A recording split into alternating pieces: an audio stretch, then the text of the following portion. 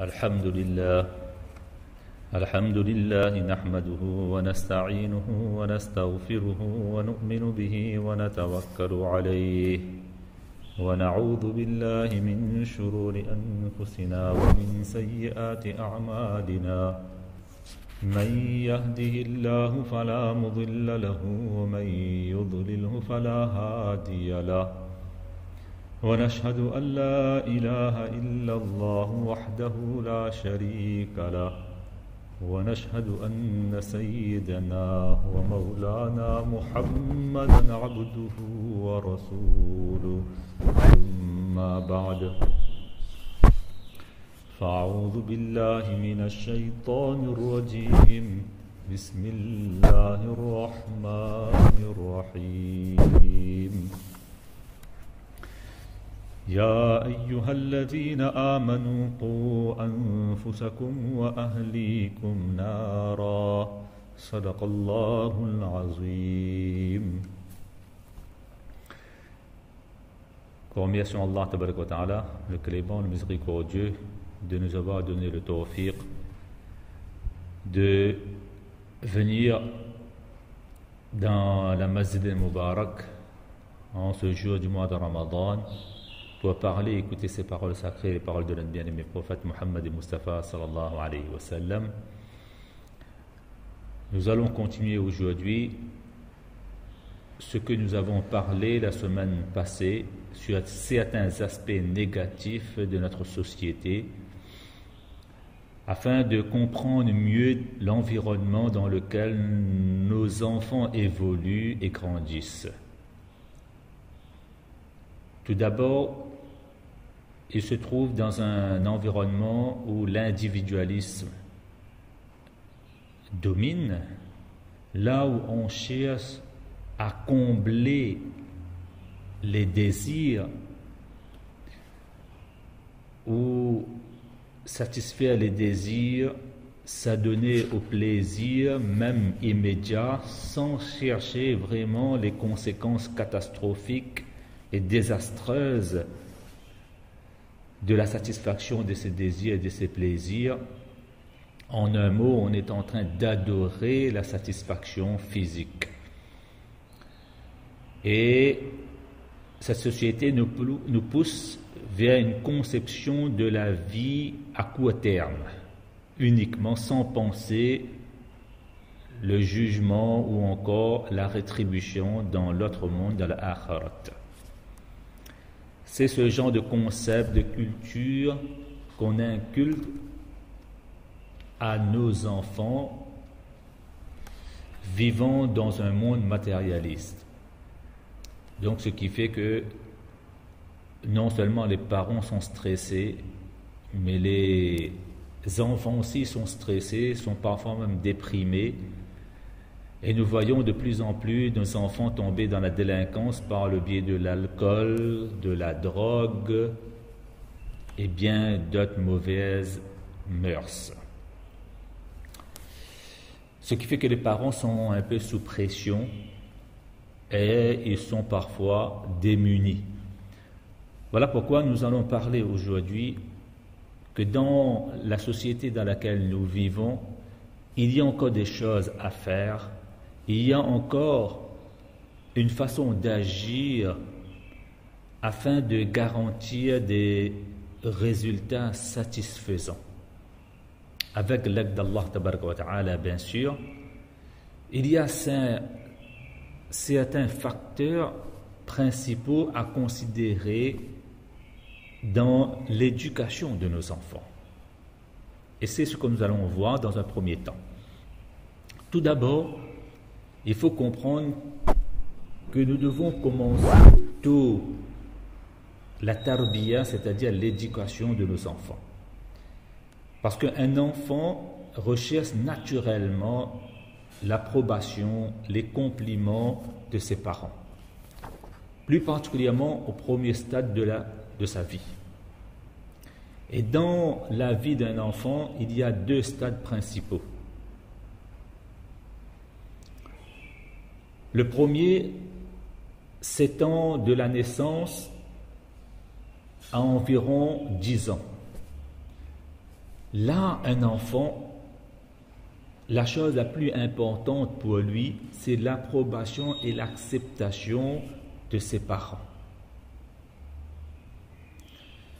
Plus l'enfant est jeune, plus l'approbation et l'acceptation de ses parents est importante pendant cette période de leur vie, de la naissance jusqu'à 10 ans. Ces enfants-là aiment la compagnie de leurs parents, ils aiment être autour d'eux la plupart du temps, ils aiment être remarqués et observés par leurs parents. Et à cet âge-là, les enfants acceptent les consignes de leurs parents et leur guider sans vraiment beaucoup de résistance. Voilà pourquoi il faut prendre en considération ces 10 premières années de l'enfant. Au fur et à mesure que l'enfant grandit, eh bien, l'importance de l'approbation de ses parents diminue. Et celle de ses copains, de ses amis, de ses pairs augmente. Quand l'enfant a 10 ans, là, il commence le deuxième stade de sa vie où l'importance de ses copains, de l'approbation, de l'acceptation, de l'estime de ses copains, de ses copines s'amplifie. Et par contre, l'importance de l'approbation de ses parents diminue. Vous voyez, après 10 ans, l'enfant veut s'habiller, veut parler comme ses copains, ses copines. Pourquoi? Parce qu'il recherche leur approbation et leur acceptation. Donc, si les parents vont négliger le premier stade de la vie de leur enfant et ne l'ont pas utilisé adéquatement pour inculquer les bons concepts et former leur enfant à faire la bonne chose, à avoir des croyances fortes, solides, à avoir de bonnes moralités, des valeurs morales, eh bien, si les parents ont négligé le premier stade de la vie de l'enfant, eh bien, alors à ce moment-là, cet enfant-là va avoir beaucoup de difficultés. Mais par contre, si les parents ont bien préparé leur enfant au premier stade même de la vie, eh bien, ces éducations-là, ces directives-là, ces guidées-là, cette éducation, en un mot, va agir comme un bouclier contre la pression des copains, des amis, à accepter des mauvaises valeurs et à suivre même la foule. Voilà pourquoi l'investissement des parents au premier stade de la vie de leur enfant est important. Et notre investissement pendant cette période-là va agir comme un système immunitaire pour protéger nos enfants contre les attaques d'un grand nombre de germes, de microbes sociaux. Et ce sont ces microbes-là, comme concept, comme valeur, comme comportement, qui entourent notre enfant de toutes parts. Et lorsque je parle de microbes, ce sont les maladies de la culture des adolescents dans notre société dont nous avons parlé la semaine passée. Et ce qui est malheureux, c'est qu'un grand nombre de parents ne passent pas suffisamment de temps avec leurs enfants durant le premier stade de leur vie pour développer une forte personnalité en eux et établir un canal de communication entre eux et leurs enfants. Il y a plusieurs raisons pour cela. La raison peut être que ces parents-là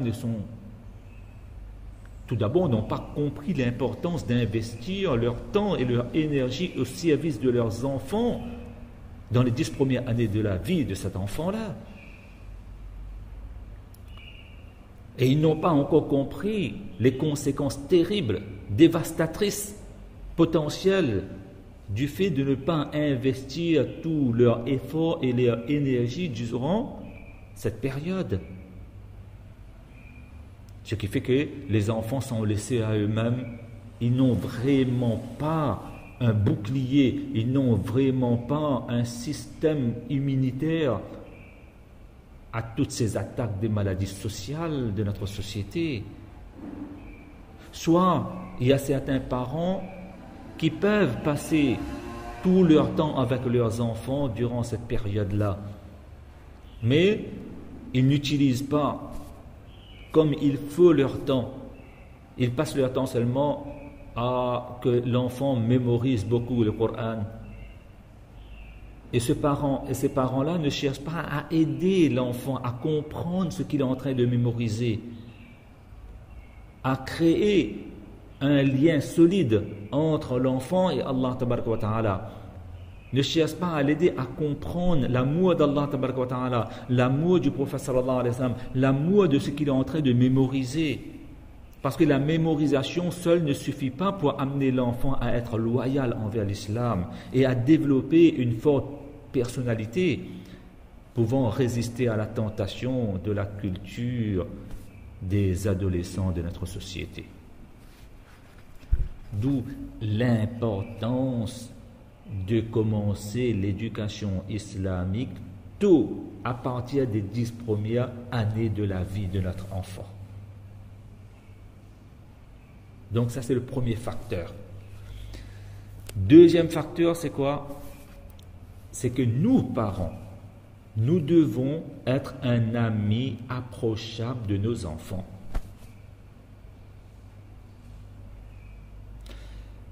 Nous avons vu la semaine passée comment l'enfant lutte lors de tous les changements de sa vie physique, émotionnelle, sociale. Nous avons vu aussi que l'enfant, à cette époque de sa vie, à cette période de sa vie, est à la recherche de sa propre identité.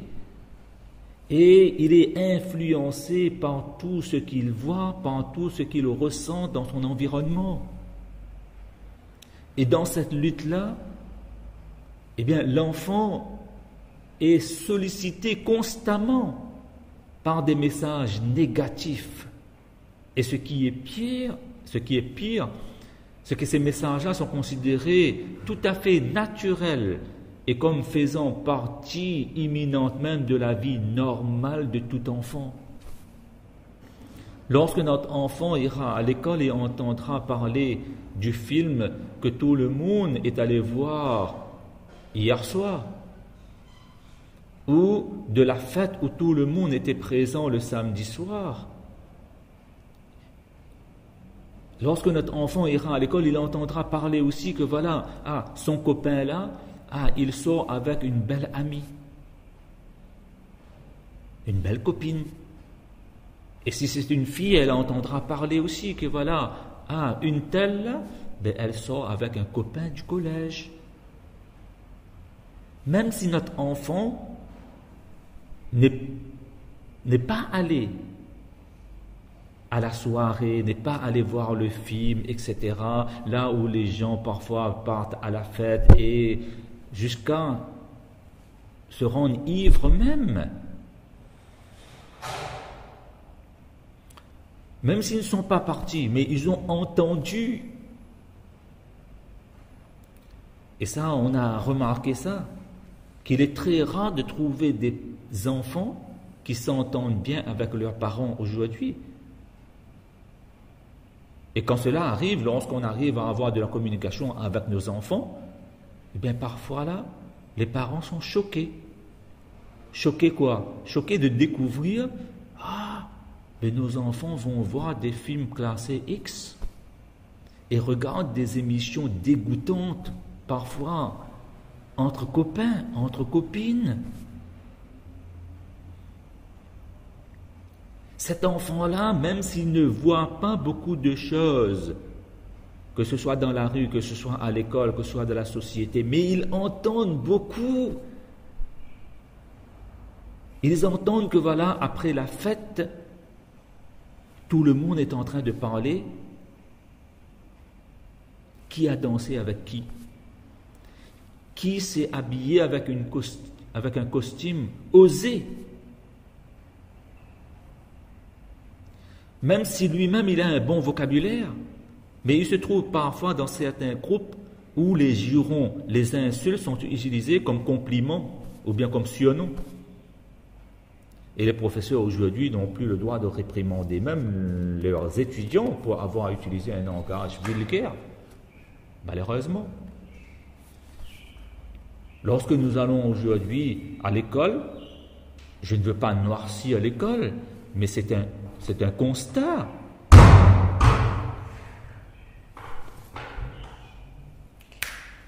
C'est critiquer les choses dans le bon sens. Lorsqu'on part à l'école, qu'est-ce que nous voyons? Nos enfants voient des garçons aux cheveux longs et des filles à la tête rasée. Apparemment, on dit que ce sont là des modes alternatives. Si certaines filles ne veulent pas porter des jeans larges et des pulls déchirés, ben elles portent des chemisiers étroits ou des jupes courtes. Aujourd'hui, c'est rare de trouver une jupe sans fente.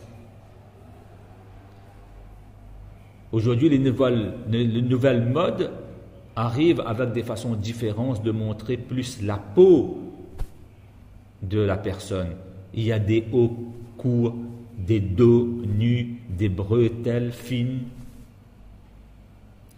Donc, à l'école, dans la rue, nos enfants entendent beaucoup et sont exposés jour après jour à des choses qui ne sont pas islamiques, qui n'ont pas de valeur morale. Et notre enfant est exposé à tout cela, que ce soit dans la rue, au centre commercial, même dans le bus, même à la maison. Il est exposé à la radio, à l'internet, à la télévision. Voilà pourquoi tous les jours, lorsque notre enfant revient de l'école, il est déjà dépassé par toutes les contradictions auxquelles il est confronté. Une partie de lui se sent dégoûtée et coupable pour les choses qu'il voit, qu'il entend à l'école et ailleurs, et l'autre partie de lui souhaite qu'il puisse le faire aussi. Pourquoi les autres font et moi je ne ferai pas? Et un enfant, il déteste se démarquer des autres enfants avec un style de vie différent. À un moment donné, il se demande s'il pouvait sentir qu'il n'est qu'un autre enfant dans la masse. Il marche donc sur terre, même parfois dans notre maison, avec tous ces sentiments contenus en lui. C'est ce qui se passe ensuite. Ce qui se passe ensuite dépend de la façon dont les parents vont recevoir l'enfant après l'école. Voilà pourquoi on a un travail important à faire lorsque notre enfant revient de l'école, c'est de lui parler. Qu'est-ce que tu as fait à l'école aujourd'hui? D'essayer d'apporter des réponses à toutes ces questions et de ne pas considérer ces questions-là comme des questions inutiles de la part de nos enfants qui reviennent de l'école. Voilà pourquoi il faut que nous soyons là à accueillir nos enfants une fois qu'ils reviennent de l'école. Les parents, c'est-à-dire le père, la mère, doivent être approchables, disponibles pour écouter leurs adolescents. Si l'adolescent sent que ses parents sont là pour lui, il viendra vers eux au lieu de rechercher l'aide des autres, qui peuvent ne pas lui donner le bon conseil et le bon soutien. Cela ne signifie pas que les parents doivent porter attention à leurs enfants, à leurs adolescents uniquement en période de problème. Mais cela signifie que la communication entre nous, parents et les enfants, est une affaire de tous les jours. C'est une affaire quotidienne. Chaque fois notre enfant revient de l'école, on passe au minimum un quart d'heure avec lui. Qu'est-ce que tu as vu? Qu'est-ce que tu as entendu? Qu'est-ce qui te préoccupe? Et puis là, nous, parents, eh bien, nous devons être formés pour éduquer nos enfants et lui expliquer ce qui est bon, ce qui est mauvais, ce qui est correct, ce qui est incorrect. Si nous n'allons pas lui donner ces concepts, ces valeurs morales, eh bien, il ira chercher sur Internet. Il ira chercher auprès de ses copains. Donc, ces 8 heures de temps que l'enfant passe à l'école, eh bien, nous, lorsque nous récupérons nos enfants, nous devons faire un briefing, nous devons faire une synthèse de ce qu'il a vu, de ce qu'il a entendu, et puis lui montrer quelle est la bonne chose, quelle est la bonne marche à suivre. Ces 15 minutes-là, après l'école, mes chers parents, sont très importants pour que l'enfant puisse vivre tranquillement et libérer en lui toutes ces contradictions, toutes ces valeurs qui risquent de l'éloigner un peu plus tous les jours vers l'égarement, vers la délinquance de notre société. Troisième facteur qui est bon de prendre en considération, c'est quoi? Dans l'éducation, bien sûr, de notre enfant, les parents doivent avoir une vision claire et commune de leur éducation à leurs enfants. Il s'agit là d'un facteur très important. Les deux parents doivent avoir une vision commune de ce qu'ils veulent pour leurs enfants quand ils grandissent. Cette vision n'est pas limitée à leur carrière. Quel emploi ils vont exercer dans l'avenir, mais il s'agit principalement d'une vision de morale, de valeur, de qualité qu'ils veulent pour leurs enfants. Les enfants d'aujourd'hui sont les adultes de demain. Et avoir une vision claire pour la génération de demain permet aux parents de travailler dur pour réaliser cette vision et trouver des solutions aux défis et aux difficultés pouvant les empêcher à la réaliser. Donc les parents doivent se poser cette importante question. À qui voulons-nous que notre enfant ressemble en grandissant? La réponse à cette question nous aidera, nous, parents, à faire ce qu'il faut pour atteindre ce but. Et Inch'Allah, nous allons essayer de répondre à cette question à l'instant même. La réponse à cette question, c'est que chacun d'entre nous, parents musulmans, nous voulons que notre enfant ait une bonne personne, soit une bonne personne musulmane, équilibrée et accomplie, qui a les qualités suivantes, qui aime Allah tabaraka wa ta'ala et accepte la guidée d'Allah tabaraka wa ta'ala comme façon de vivre, qui aime le prophète sallallahu alayhi wa sallam et le prenne pour modèle. Que notre enfant comprenne que le vrai bonheur se vit à l'intérieur des bornes et des frontières de l'islam. On aimerait que notre enfant soit fier d'être une personne musulmane avec un but clair dans la vie. Et nous aimerons en tant que parents que notre enfant soit capable de vivre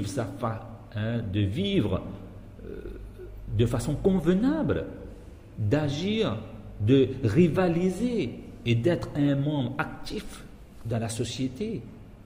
Voilà ce que nous voulons pour notre enfant. On vient de tracer une liste là qui est essentielle. Et il faudra que nous, parents, au fur et à mesure que nos enfants grandissent, on a devant nous ces choses et cette vision claire et essentielle.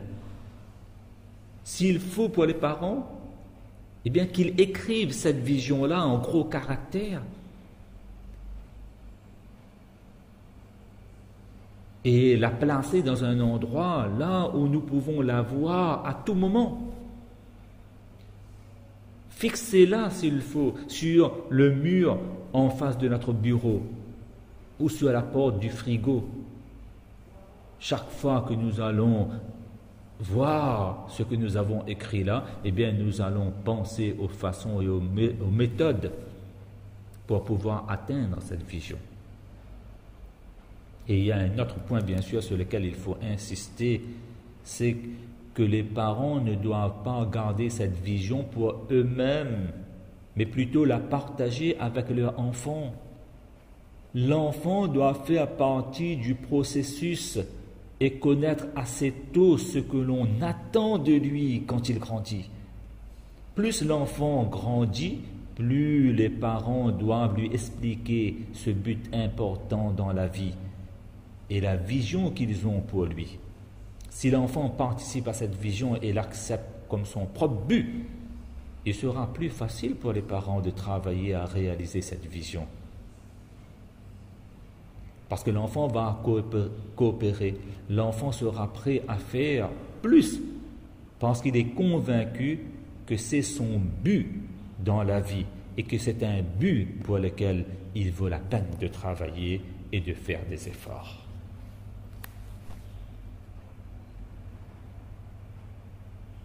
Et il y a un facteur qui est aussi important dans l'éducation de l'enfant, c'est la participation active des deux parents dans le processus de l'éducation. Selon le Coran et les enseignements de notre bien-aimé prophète Mohammed Mustafa sallallahu alayhi wa sallam, la tarbiya, comme on dit, c'est-à-dire l'éducation islamique, est une responsabilité conjointe entre les deux parents.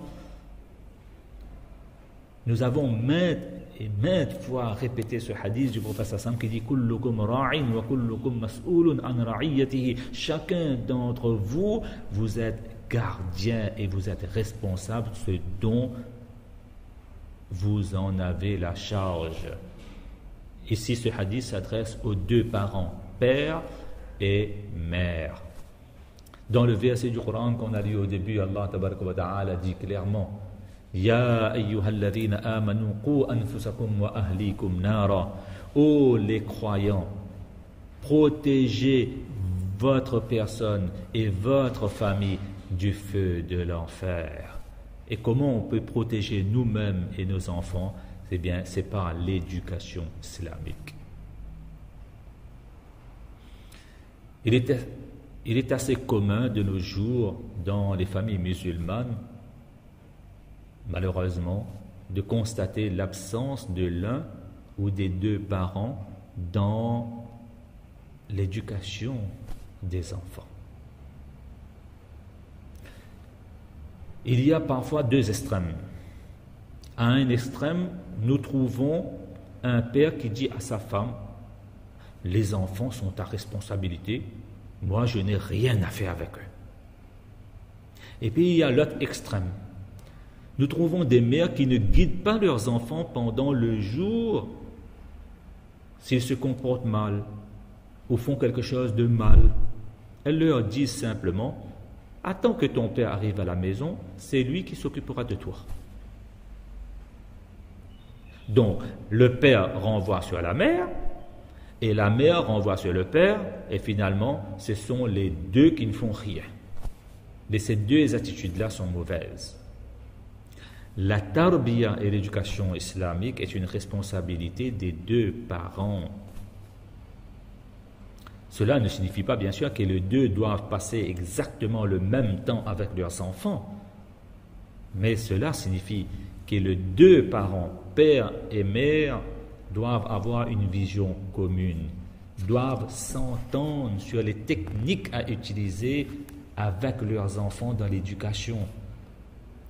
Que les deux soient conscients de l'environnement qui entoure leurs enfants, de leur impact, de leurs effets négatifs sur leurs enfants. Que les parents s'entendent sur le rôle que chacun doit jouer dans l'éducation de leurs enfants. Et que surtout, l'un n'ébranle jamais l'autorité de l'autre devant les enfants. Si la mère va commencer à dire à l'enfant, ton père c'est un fou, c'est un vaurien. Et si le père commence à dire devant l'enfant que voilà, ta mère, elle ne sait rien faire, c'est quelqu'un qui n'est même pas parti à l'école, elle ne connaît rien. Mais si tu commences à dévaloriser l'un des conjoints devant les enfants, on est en train de casser toute l'éducation.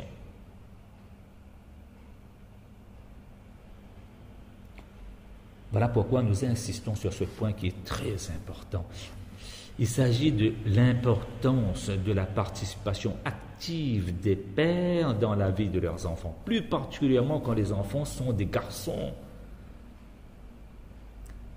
Parce que les mères sont limitées avec les enfants mâles et leur influence diminue même à un certain âge. Et après un certain âge, la présence du père est très importante. Et les garçons veulent avoir toujours, c'est dans leur nature, avoir toujours un modèle à imiter. Et seul le père de famille peut fournir le modèle correct.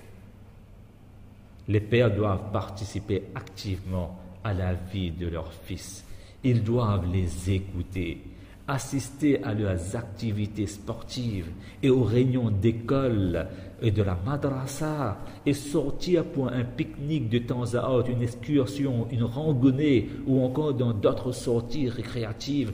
Participons, ce sont nos enfants que nous aimons. Et malheureusement, il y a un autre grand problème, c'est le manque de participation des pères dans la vie de leurs fils.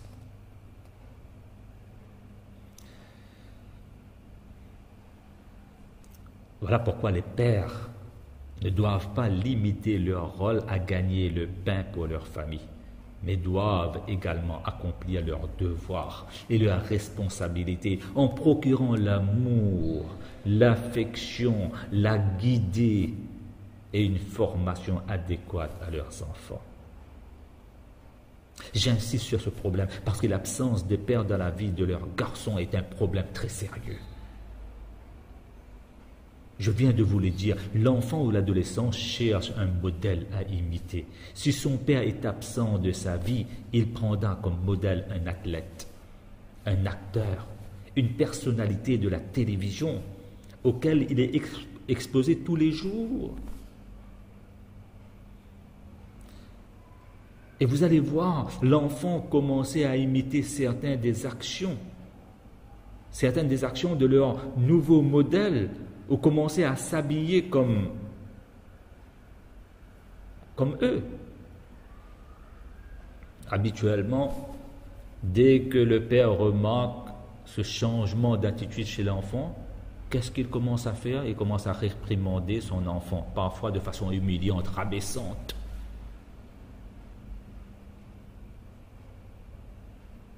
Et là, la confrontation commence. Vous savez qu'est-ce qui se passe après? L'enfant a trouvé une façon d'attirer l'attention de son père. C'est l'attention qui lui manque à cause de l'absence de son père dans la vie. Et l'enfant va continuer à se comporter de la même façon provocante, puisque c'est la seule façon que l'enfant connaisse de se faire remarquer de son père. Donc, si le père va continuer à réprimander son enfant pour son mauvais comportement, finalement, c'est le début d'un cycle vicieux et la relation entre le père et l'enfant va, au fur et à mesure, se détériorer.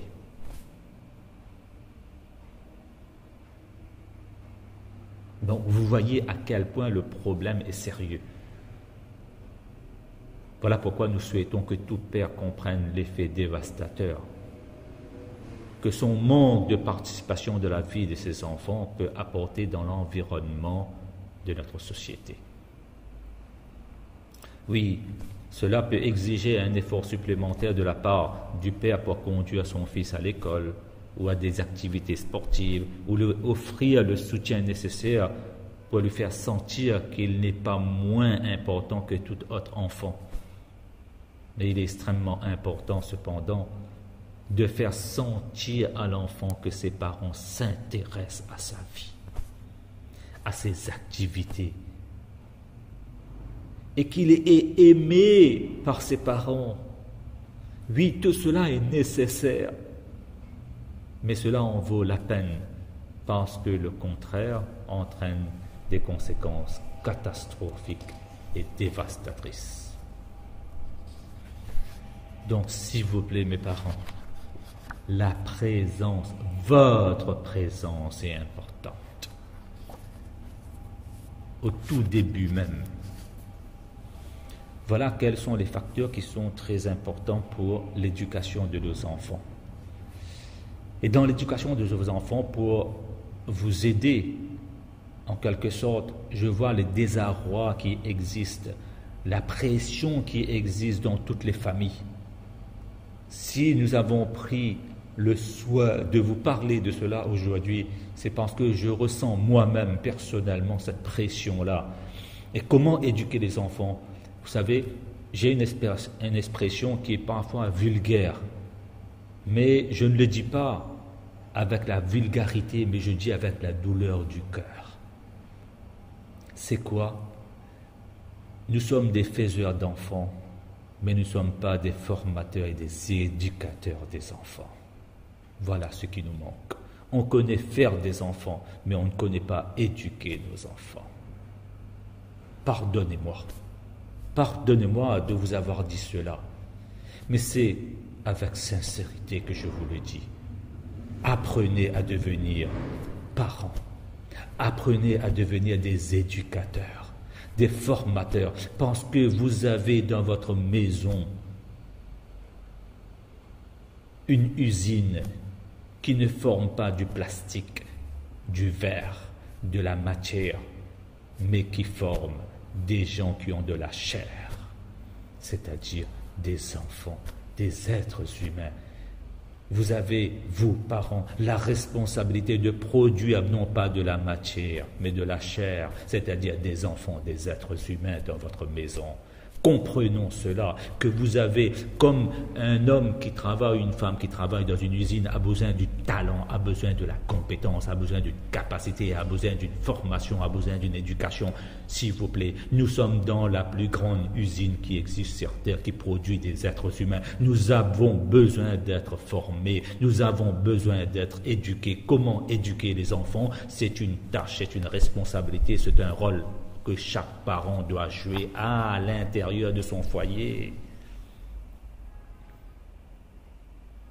Cessons d'être des faiseurs d'enfants. Il est grand temps de comprendre que nous sommes tout d'abord des éducateurs et des formateurs des enfants. Voilà pourquoi j'aimerais participer avec vous, j'aimerais partager avec vous certains concepts islamiques très importants que les parents doivent s'efforcer d'inculquer à leurs enfants et plus particulièrement à leurs adolescents. Parce que si ces concepts-là sont très enracinés de façon adéquate chez l'enfant, eh bien, ça va aider l'enfant à résister aux tentations de dévier du droit chemin et à vivre une vie fructueuse et productive.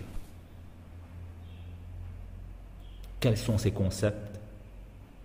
Vous avez déjà sûrement entendu parler de ces concepts-là, mais essayez cette fois-ci d'écouter attentivement et surtout pour inculquer nos enfants ces concepts-là. Cessons de parler seulement de la matière dans notre maison. Aujourd'hui, on parle, mon enfant, tu connais quel habit il porte? C'est le Nike, c'est le Reebok. excuse-moi, je ne suis pas très fort dans les marques. Il porte telle chaussure, il porte tel pantalon, telle chemise, telle coiffure, etc. Il danse dans une chambre là où il y a les meilleurs meubles qui existent dans les grandes boutiques de notre société. Cessons tout cela de parler seulement du matériel et des mortels dans notre maison. Parlons un peu de l'éternel. Il est grand temps de dire à nos enfants qu'Allah Ta'ala t'aime, que notre vraie maison se trouve dans l'akhirat, que la vie de ce monde est un test, c'est un examen. Ici, Allah ne récompense pas, c'est après la mort que tu seras récompensé. Ici, tu es dans la salle d'examen. Qu'Allah Ta'ala est avec toi, mon fils, ma fille, en tout temps. De faire comprendre à nos enfants que nous vivons dans un monde là où on aura grandement besoin de la patience qui est une grande vertu. De faire comprendre à nos enfants, il est grand temps de faire comprendre à nos enfants que tout être humain rencontrera Allah Tabaraka wa Ta'ala au jour du jugement dernier et que nous sommes tous responsables de nos actions. De faire comprendre à nos enfants qu'il faut bien choisir ses amis. Ça, ces concepts-là, simples peut-être, mais très riches dans leur contenu. Si on arrive à graver dans les esprits et à enraciner même dans le cœur de nos enfants ces concepts que je viens d'énoncer, eh bien, seulement le concept qu'Allah t'aime mon fils, Allah t'aime ma fille. Regarde, et de parler un peu du Coran, pas seulement des mots du Coran. Prenez la traduction en français du Coran, lisons des passages, lisons le Coran avec la traduction dans la maison. Le Coran est le seul livre qui est venu pour montrer le droit chemin à l'humanité entière. Mais c'est le livre le moins lu, peut-être pas lu, le moins compris. Faire comprendre à son enfant qu'Allah l'aime. Voilà pourquoi Allah Tabaraka wa Ta'ala a créé l'être humain dans la plus belle forme. Laqad khalaqna al-insana fi ahsani taqwim. Regarde comment Allah Tabaraka wa Ta'ala t'a équipé de tous les outils, les sens, les facultés qu'il nous faut pour vivre, pour effectuer et accomplir nos devoirs dans notre vie de façon plus efficace et agréable.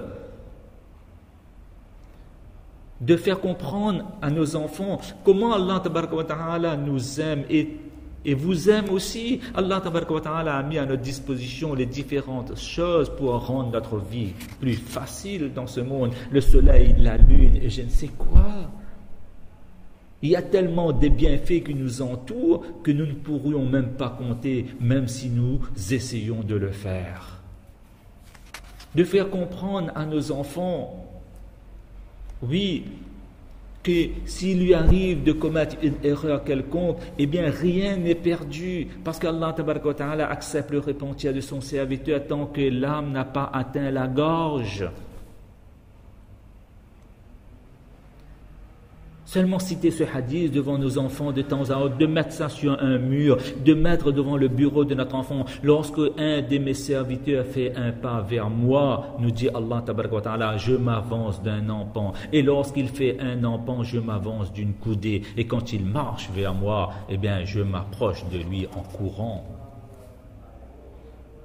De faire comprendre à notre enfant qu'Allah Ta'ala l'aime. Voilà pourquoi lorsqu'Allah Ta'ala il a créé la création, il a décrété pour lui-même. Et ce document est auprès de lui que sa miséricorde domine sa colère.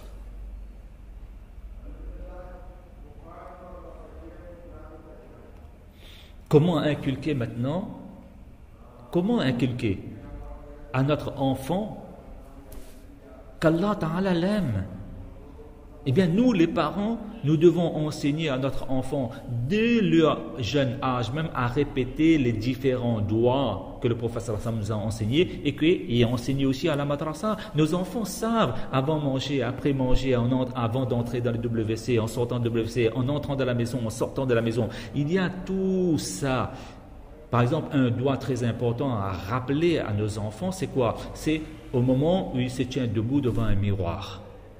Allahumma anta hassanta khalqi fa hassin khuluqi. Mais ce n'est pas seulement de lire. Je vous ai dit, mémorisation sans compréhension, ça ne vaut rien. Allahumma anta hassanta khalqi fa hassin khuluqi. Lorsque notre enfant va dire ça, que oh Allah, comme tu m'as donné une belle apparence, mais améliore aussi mon caractère. Mais tous les jours, l'enfant va lire ça avec compréhension, bien sûr. Mais à un moment donné, il va se poser la question, je suis en train d'améliorer mon apparence, mais quand est-ce que je vais améliorer mon caractère? Se servir des événements de tous les jours pour inculquer ce concept-là dans l'esprit de notre enfant, qu'Allah l'aime. Par exemple, lorsqu'on est avec notre enfant dans la rue et qu'on se trouve et que l'on voit une personne handicapée, mais on doit dire immédiatement à notre enfant, lis le doigt que le prophète sallam t'a enseigné, qui signifie louange à Allah tabaraka wa ta'ala qui nous a donné la santé et ne nous a pas donné la maladie comme il l'a fait pour mettre d'autres personnes à l'épreuve. Amener notre enfant à apprécier les bontés d'Allah tabaraka wa ta'ala, tout simplement au moyen d'un exercice où elle s'imagine qu'elle a perdu une de ses bontés, de ses bienfaits par la maladie ou par un accident. Par exemple, demander à son enfant une fois par semaine ou sur une base régulière d'imaginer qu'elle a perdu la vue. Faites-lui fermer les yeux pendant 5 minutes et imaginez comment serait sa vie si cela arrivait. Ou lui demander d'imaginer qu'elle a perdu la capacité de bouger pendant 5 minutes. Et laisser l'enfant vivre cette expérience-là. Ce genre d'exercice va contribuer définitivement à lui faire apprécier les bienfaits qu'Allah tabaraka wa ta'ala lui a accordés. Parfois, il ne se rend même pas compte qu'il voit, qu'il parle, qu'il entend, qu'il peut bouger. Mais avec ce genre d'exercice-là, on est en train d'inculquer qu'Allah t'a donné beaucoup de bienfaits, mon enfant. De temps à autre, de prendre notre enfant avec nous pour rendre visite à des malades ou à des personnes âgées dans les hôpitaux, lui demander de se porter volontaire dans des programmes pour les personnes malades ou âgées. Et lorsque vous voyez que l'enfant est en train de ressentir tous les bienfaits d'Allah tabaraka wa ta'ala que lui a accordé, eh bien de demander à notre enfant de faire un sijda pour Allah, ce qu'on appelle le sijda shukr, de remerciement à Allah tabaraka wa ta'ala.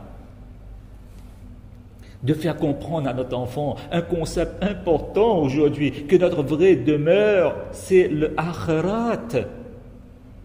Qu'on est dans ce monde comme un étranger, comme un voyageur, comme l'a dit Rasulullah sallallahu alayhi wa sallam, de faire comprendre à nos enfants qu'aux yeux d'Allah tabaraka wa ta'ala, la vie matérielle de ce monde n'est même pas égale, n'a même pas l'équivalence de l'aile d'un moustique.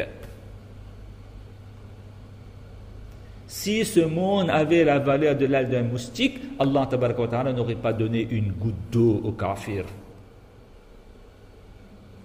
Une fois, le prophète sallallahu alayhi wa sallam, eh bien, qu'est-ce qu'il a fait? Il a mis son doigt dans un océan. Et puis, il l'a retiré. Il a dit, ce monde en comparaison avec le monde à venir, c'est-à-dire le monde du akhirat, est comme celui qui met son doigt dans la mer. Et regardez ce qui a mouillé mon doigt. Mais ce qui a mouillé mon doigt là, ça c'est ce monde. Et l'océan, c'est le akhirat. Parce que nous vivons même dans une société où l'athéisme, où le fait de ne pas croire dans le akhirat, de ne pas croire au akhirat, est devenu une mode, est devenu quelque chose de normal. Mais si une personne ne croit pas au akhirat, trouvera très difficile de comprendre ou encore plus d'expliquer les nombreuses disparités qui surviennent dans sa vie. Il se verra préoccupé par des questions difficiles auxquelles il ne pourra jamais répondre. Par exemple, pourquoi y a-t-il tant de personnes qui souffrent dans ce monde? Pourquoi certaines personnes arrivent à s'en tirer après avoir causé du tort à d'autres personnes? Pourquoi le mauvais semble toujours l'emporter, dominer, etc., etc.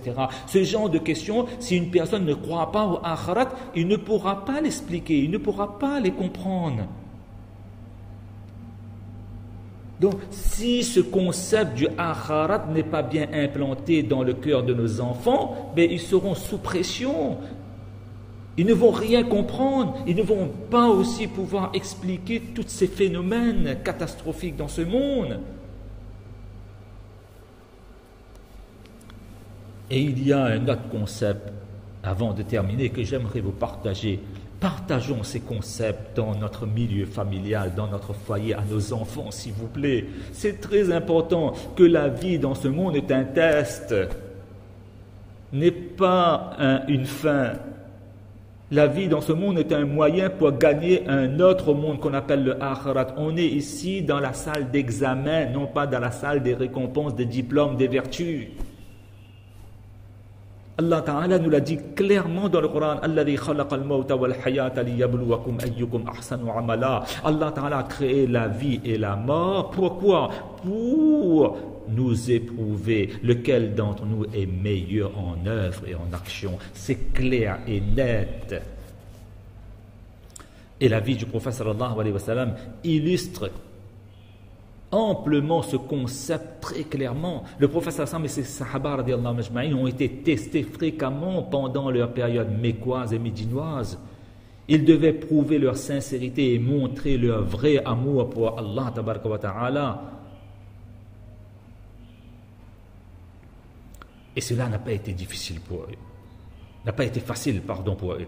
Leurs familles et leurs tribus les ont boycottés et certains ont même infligé des punitions physiques à certains des croyants comme Bilal, Ammar ibn Yasir radiyallahu ta'ala anhu, etc. Et il y a un autre aspect très encourageant, un concept très encourageant à inculquer à nos enfants, c'est qu'Allah tabaraka wa ta'ala teste, examine ceux de ses serviteurs qu'il aime le plus. Cela est très réconfortant pour l'enfant de se rappeler en période difficile que lorsque tout semble accablant et sans espoir, eh bien finalement nous apportons un éclaircissement à sa difficulté, que non, si je suis éprouvé, eh bien c'est parce que Allah tabaraka wa ta'ala il veut me donner plus dans la akhirat. Allah tabaraka wa ta'ala m'aime plus, voilà pourquoi il m'éprouve.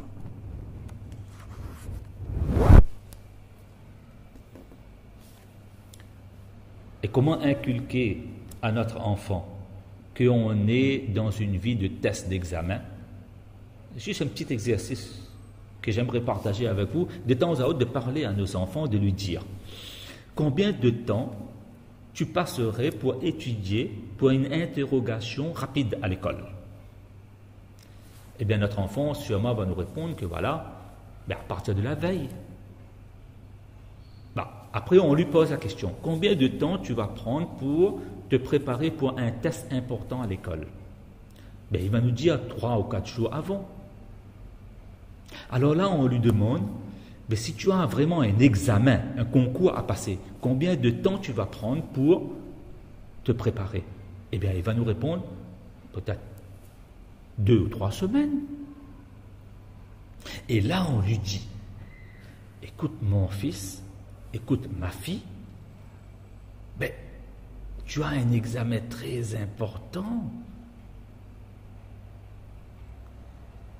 Tu as un test très important. C'est de ta vie.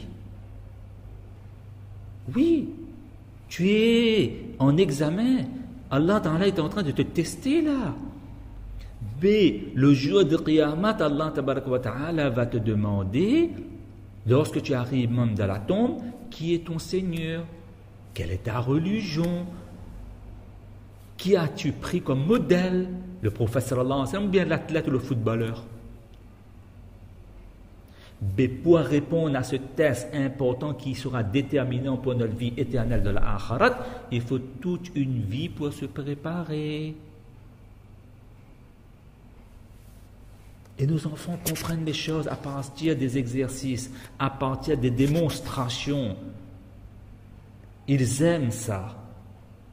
Et bien sûr, il y a un concept qu'il faut implanter obligatoirement dans l'esprit de nos enfants, c'est que nous sommes responsables de ce que l'on entend, de ce que l'on voit, de ce que l'on pense. Inna sam'a wal basara wal fu'ada kullu ulaika kana anhu mas'ula. Allah Ta'ala dit clairement dans le Coran que lui, la vue, le cœur, tout cela, en vérité, on sera interrogé.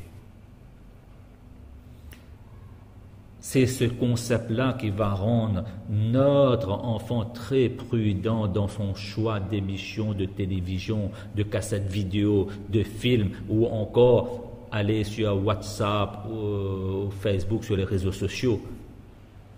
C'est ce concept-là qui va aider notre enfant à faire ses choix quant aux livres qu'il lit, aux gens, des choses qu'il écoute. Et c'est ce concept-là qui va aider notre enfant à bien choisir le type d'amis qu'il fréquente, les choses qu'il entend, les choses qu'il regarde, les choses qu'il pense faire. Oui. Et vous savez, nous, parents, de s'assurer que nos enfants regardent des émissions de télévision utiles. Et pour cela, il faut que de temps à autre, nous-mêmes, on regarde ces émissions qui sont utiles avec nos enfants. Au moins, quand il y a une mauvaise scène dans l'émission ou dans la publicité que nous sommes en train de regarder là, eh bien, on change immédiatement de poste. Ou bien on éteint la télévision pendant quelques secondes et puis on la rallume pour faire comprendre, voilà, notre geste là est important ça, parce que nos enfants ont besoin de modèles.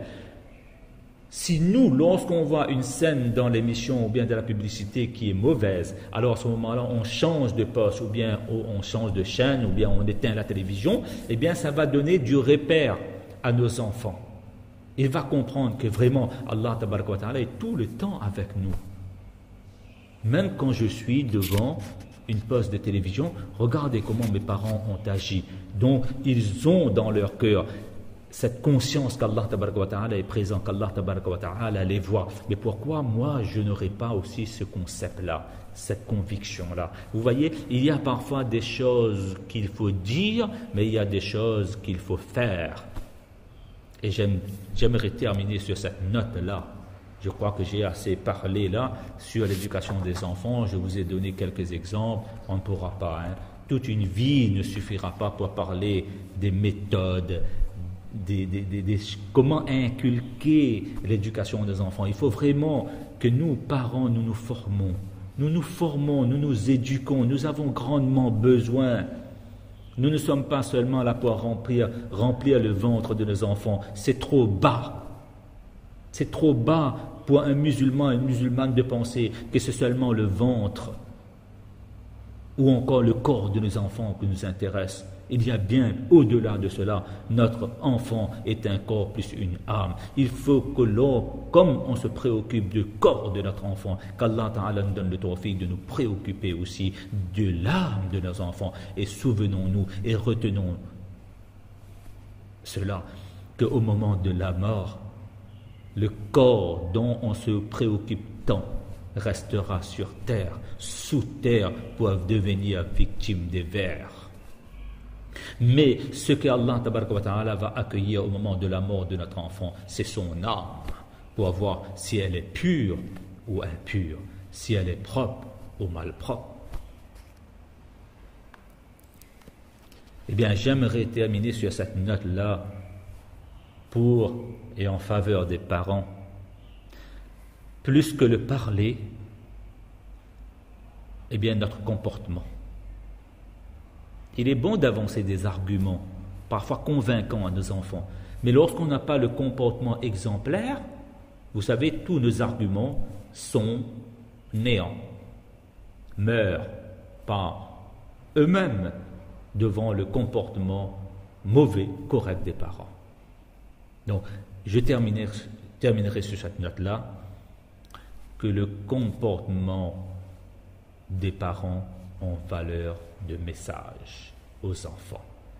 Donc, il faut bien vérifier ce que nous disons aux enfants, mais il faut bien vérifier ce que nous faisons devant nos enfants. Parce que ce que nous allons faire aujourd'hui, ces mêmes enfants vont reproduire dans leur propre couple ce que nous avons fait avec notre conjoint et avec notre conjointe. Wa akhir da'wana alhamdulillahi rabbil alamin. الحمد لله رب العالمين والعاقبة للمتقين والصلاة والسلام على سيد المرسلين وعلى